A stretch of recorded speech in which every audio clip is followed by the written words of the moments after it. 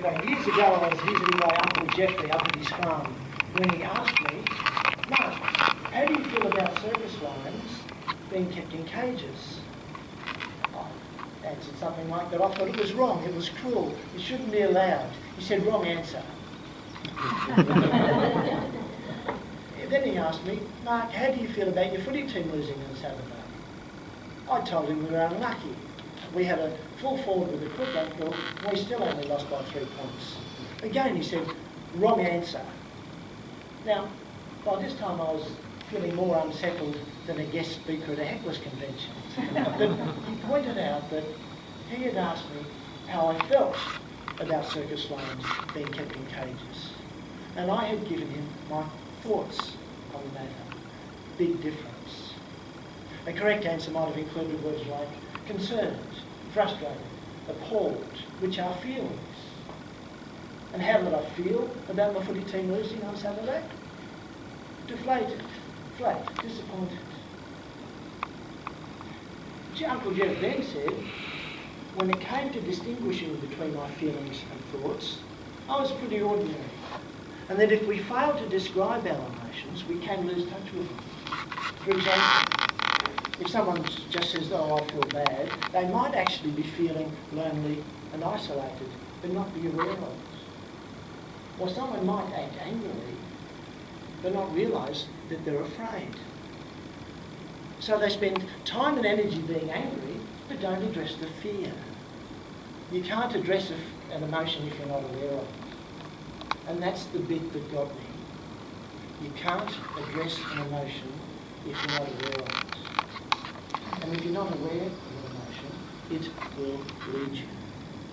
You'll end up saying one thing, but doing another, and living a life of mild confusion. Life will be awkward. However, if you know precisely what you are feeling, you can begin to deal with that emotion. I said to my uncle, surely we know what we're feeling. And he said, well, no. Not if we are out of the habit of describing what we feel. Some of us grow up with mixed messages. Our parents tell us what we are feeling, or what we should be feeling, instead of allowing us to experience what we are actually feeling. For example, tell a child that she's happy or grateful when she isn't, she'll get confused, won't she? And some of us are told to not feel certain emotions. Don't feel bad. Don't be angry. Don't feel jealous. So we get used to avoiding those emotions. We're still feeling them. We're just not aware of them. So I have a little bit of audience participation in my view. I'm going to ask Mike, how would you feel if your foot team brought this working? And by the way, I'd like just a 1 or 2 word answer. Certainly. I would feel quite disappointed and hope that next time I play that will be. Oh, okay, disappointment and hope. And starting. So Andy, how would you feel if someone ignores you when you're trying to buy something? Frustrated. Good, thank you. Disappointed. Disappointed. Sean, how would you feel if you found Leonie crying in the store?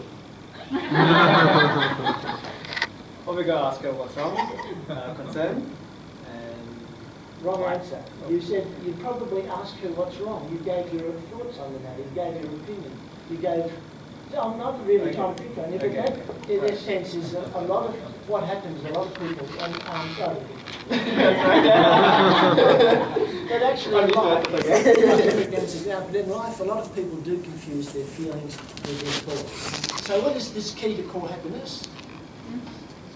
From now on, when you speak, make sure you distinguish between your feelings and your thoughts. When you say, I feel, describe a feeling.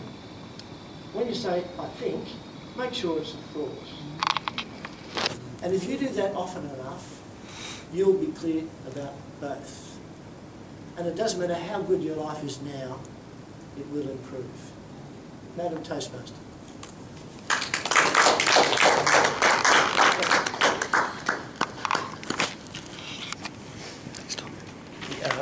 no, keep going. Thank you. Evaluator for speaker 1